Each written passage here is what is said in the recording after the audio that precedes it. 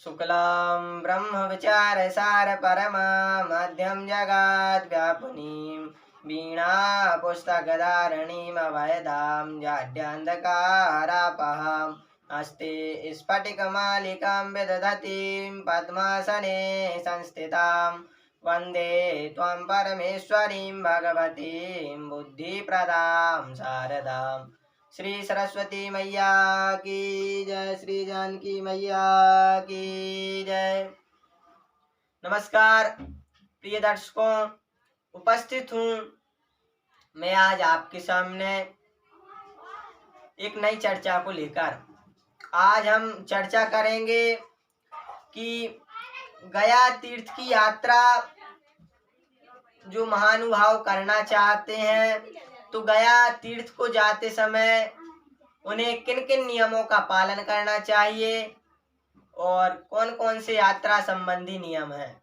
देखिए, वेद पुराणों शास्त्रों पद्धतियों से और जो गुरुजनों से मुझे गया तीर्थ यात्रा संबंधी नियमों का ज्ञान प्राप्त हुआ है। आज मैं उसको आपको बताता हूँ कि किस प्रकार से यात्रा के नियम हैं और किस प्रकार से इनका पालन हमें करना चाहिए। देखिए, सच बताऊं तो मुझे महापुरुषों का बड़ा ही अनुग्रह प्राप्त हुआ है और अभी भी होता रहता है। उनका अनुग्रह मुझे प्राप्त होता रहता है। परम आदरणीय गुरुदेव भगवान जो कि भोपाल से हैं, ज्योतिष आचार्य पंडित परशुराम दीक्षित जी। देखिए, इन्हीं से मुझे प्रारंभिक शिक्षा प्राप्त हुई है। गुरुदेव से ही मुझे प्रारंभिक शिक्षा प्राप्त हुई है ज्योतिष के संबंधी। और आज भी गुरु जी का अनुग्रह मुझ पर बना रहता है और इसी प्रकार बना रहे। और गुरु जी की ज्योतिष फलादेश की ऑनलाइन कक्षा भी चलती है ऐप पर, तो जो उनकी कक्षा से जुड़ना चाहें तो गुरु जी से संपर्क कर सकते हैं।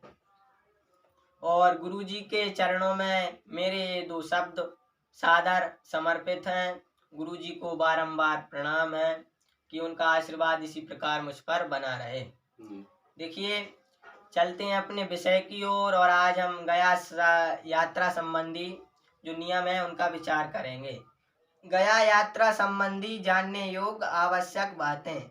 श्री गया धाम की यात्रा एक विशिष्ट महोत्सव है। यह यात्रा पितरों के कल्याण के लिए की जाती है। श्री गया तीर्थ के यात्रार्थी को चाहिए कि तीर्थ यात्रा का अधिकारी बनने के लिए वह सर्वप्रथम किसी देवज्ञ से गया यात्रा का मुहूर्त ज्ञात कर ले तथा यात्रा प्रारंभ करने के 3 दिन पूर्व यानी कि 3 दिन पहले अत्यंत संयम नियम पूर्वक रहे। प्रथम दिन एक समय भोजन करना चाहिए तथा दूसरे दिन हविष्यान्न चावल गेहूं जौ मूंग तिल आदि पवित्र अन्न तथा दूध दही घी आदि गव्य पदार्थ ग्रहण करना चाहिए और तीसरे दिन उपवास करना चाहिए।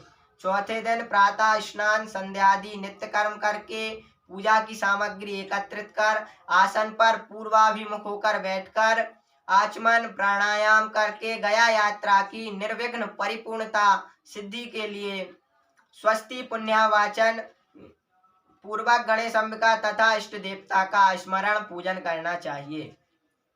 पूजन के अनंतर घर में गया तीर्थ यात्रांगभूत पारणव विधि से प्रचुर घृत मिश्रित हविष्यान्न घृत श्राद्ध करना चाहिए। इससे कार्यारंभ यात्रारंभ हो जाती है। इसके बाद यदि कोई जनना शौच या मरना शौच आ जाता है तो अशौच प्रवृत्त नहीं होता। व्रत यज्ञ विवाहेषु श्राद्धे होम अर्चने जपे प्रारब्धे सूतकम न स्यात् अनारब्धे तु सूतकम। घृत श्राद्ध के अनंतर ब्राह्मणों का पूजन करना चाहिए और उनसे तथा गुरुजनों एवं मित्रों से गया यात्रा के लिए आज्ञा प्राप्त कर गया यात्रा का संकल्प करना चाहिए। किसी दोने में धुले हुए चावल में पंचगव्य मिलाकर रख लें और गीत वाद्य के साथ उन्हीं अक्षतों को छींटते हुए ईशान कोण से ईशान कोण तक यानी कि गांव की प्रदक्षिणा करनी चाहिए। ग्राम प्रदक्षिणा कार्य गीत वाद्य समन्वितः। ग्राम की प्रदक्षिणा असंभव हो तो घर की ही प्रदक्षिणा करनी चाहिए। देखिए, उन अक्षतों को लेकर और ईशान कोण से ईशान कोण तक छींटते हुए गांव की परिक्रमा करनी चाहिए। अगर यह असंभव हो, यह ना हो सके तो अपने मकान की यानी कि घर की ही प्रदक्षिणा कर लीजिए। यदि यह भी असंभव हो तो आप जिस स्थान पर हैं यथा स्थान पर एक प्रदक्षिणा कर लीजिए यानी कि एक परिक्रमा कर लीजिए। तदनंतर अन्य अक्षतों को लेकर पितरों का आवाहन करना चाहिए। पितरों के आवाहित किए हुए अक्षतों को बांध कर या सछिद्र करी गोले में रखकर गया यात्रा में साथ ले जाना चाहिए और गया कूप में अथवा धर्मारण्य में डाल देना चाहिए। पितरों के आवाहन के बाद 1 या 3 ब्राह्मणों को भोजन कराना चाहिए या निष्क्रिय द्रव्य देना चाहिए और घर से प्रस्थान करना चाहिए। श्राद्ध से बचे हुए घृत बाहुल हविष्यान्न को साथ में ले ले। कुछ दूर जाकर किसी देवालय धर्मशाला आदि में रुकें।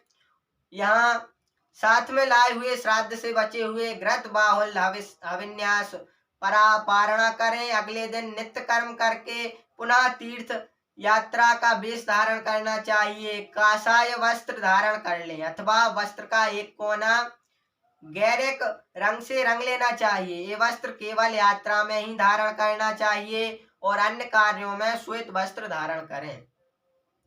वायु पुराण में यात्रा का नियम बताया गया है कि विधि पूर्वक श्राद्ध संपन्न कर जो व्यक्ति गया यात्रा के लिए उद्यत हो उसे चाहिए कि सर्वप्रथम श्राद्ध कर काषाय वस्त्र धारण कर अपने ग्राम की प्रदक्षिणा कर फिर दूसरे ग्राम में जाकर श्राद्ध से शेष अन्न को भक्षण करे। दानादि न लेते हुए प्रतिदिन यात्रा करे। प्रतिग्रह से बचते हुए संतुष्ट चित्त होकर इंद्रियों को वश में करके पवित्र एवं शरीर से अहंकार आदि को छोड़कर जो गया की यात्रा करता है वह तीर्थ का वास्तविक फल प्राप्त करता है।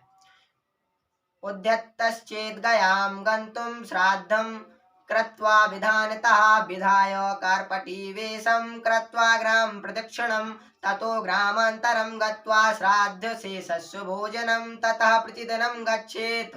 प्रतिग्रह विवर्जितः प्रतिग्रहादुपावृत्तः संतुष्टो नियतः शुचिः अहंकारो विमुक्तो यः सा तीर्थ फलमश्नुते। गया तीर्थ यात्री को जो नियम पालन करने चाहिए अब उनको मैं आपको बताता हूँ किस प्रकार से वह नियम पालन करना चाहिए। नंबर 1, यात्रा के समय दूसरे का कुछ भी अन्न ग्रहण नहीं करना चाहिए। दूसरे व्यक्ति से कुछ भी लेकर हमको ग्रहण नहीं करना चाहिए। दान भी नहीं लेना चाहिए। नंबर 3, एक समय भोजन करना चाहिए। नंबर 4, यात्रा के समय भगवान दामोदर गदाधर फल्गु गंगा का स्मरण करते रहना चाहिए। नंबर 5, असत्य भाषण कटु भाषण ना करें और किसी की निंदा ना करें यानी कि झूठ ना बोलें और किसी की निंदा ना करें। नंबर 6, छल कपट चोरी धोखा और विश्वासघात न करें। नंबर 7, रास्ते में कोई तीर्थ पड़ जाए तो यथासंभव वहां पारणव विधि से अथवा तीर्थ श्राद्ध विधि से श्राद्ध करते हुए आगे बढ़े। कुछ लोग काशी में पिशाच मोचन में त्रिपिंडी श्राद्ध करके यात्रा करते हैं तथा कुछ लोग प्रयागराज में त्रिवेणी संगम पर श्राद्ध कर प्रस्थान करते हैं। नंबर 8, गया यात्रा करते हैं उस यात्री को अपने अन्य संबंधियों तथा संपर्कियों के नाम गोत्र इत्यादि लिखकर ले जाने चाहिए ताकि वहां वह उनके नाम से तर्पण एवं पिंडदान कर सके। नंबर 9, मार्ग में पुनः तीर्थ में पहुंचकर तीर्थ को प्रणाम करें तथा निम्न मंत्रों से पितरों का आह्वान करना चाहिए।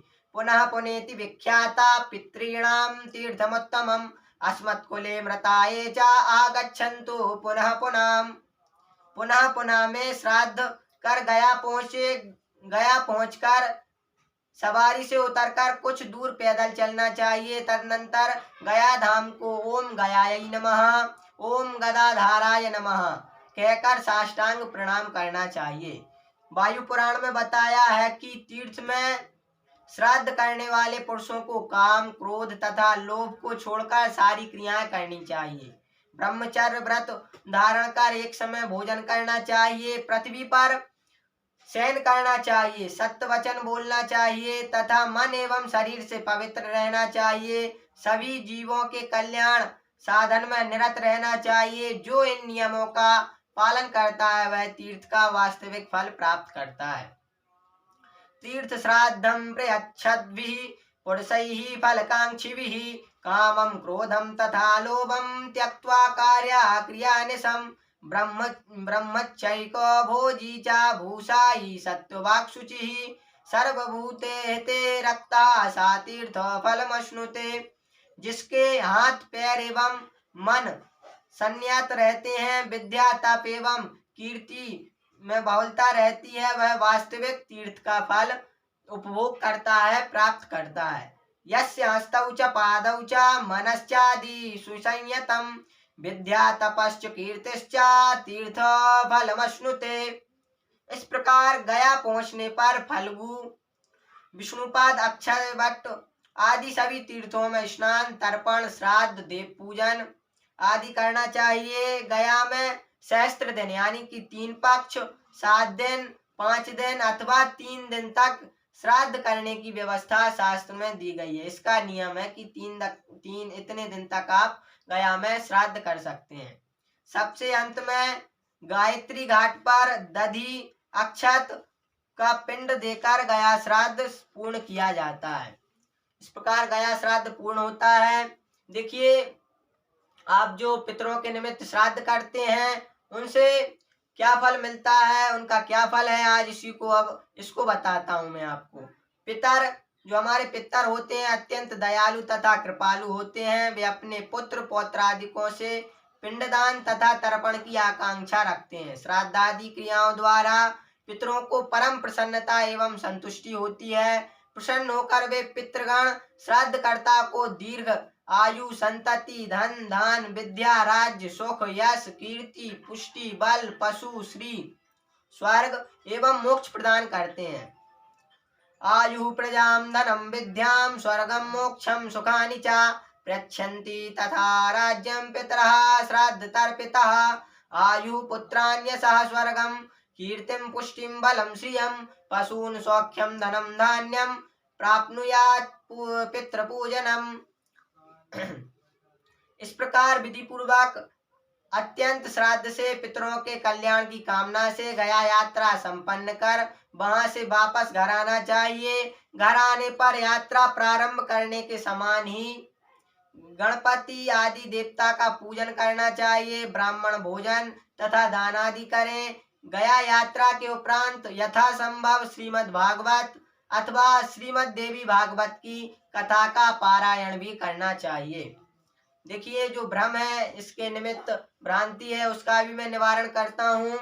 कुछ लोगों में यह भ्रम व्याप्त है कि गया श्राद्ध के बाद वार्षिक छया, सांवत्सरिक एकोदिष्ट श्राद्ध तथा पितृपक्ष का महालयादि श्राद्ध करने की आवश्यकता नहीं होती, परंतु यह बात निराधार है। गया श्राद्ध करने के बाद भी घर में किए जाने वाले नियमित पिंड दानात्मक आदि सभी प्रकार के श्राद्ध करते रहना चाहिए। तो देखिए, आज मैंने आपको गया यात्रा संबंधी जो नियम है उनका नियम बताया कि किस प्रकार से नियम है और इनका पालन किस प्रकार से हमें करना चाहिए। तो आप मेरे वीडियो को लाइक करें, मेरे चैनल को सब्सक्राइब करें और बेल आइकन प्रेस कर ऑल पर सेट करें, ताकि जब भी मैं कोई नया वीडियो अपलोड करूं तो तुरंत आपको उसकी सूचना प्राप्त हो सके। श्री सरस्वती मैया की जय, श्री जानकी मैया की जय।